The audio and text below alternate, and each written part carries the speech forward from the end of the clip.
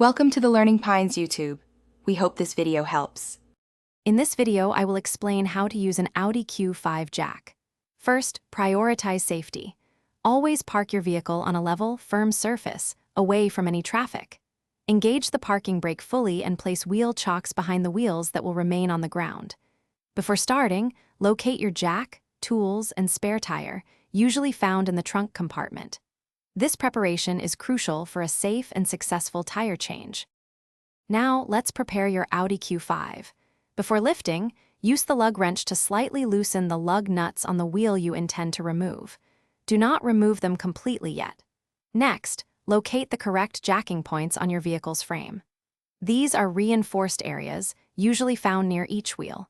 Ensure the jack head is positioned firmly and securely under the designated jacking point to prevent slippage.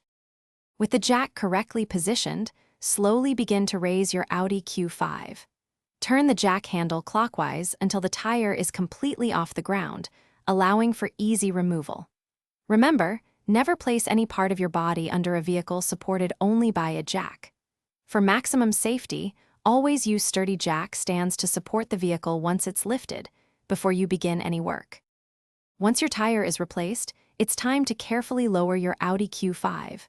Slowly turn the jack handle counterclockwise to bring the vehicle back down to the ground.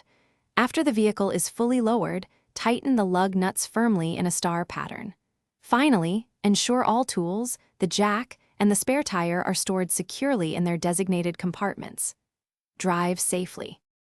Thanks for watching. Consider subscribing if we helped you.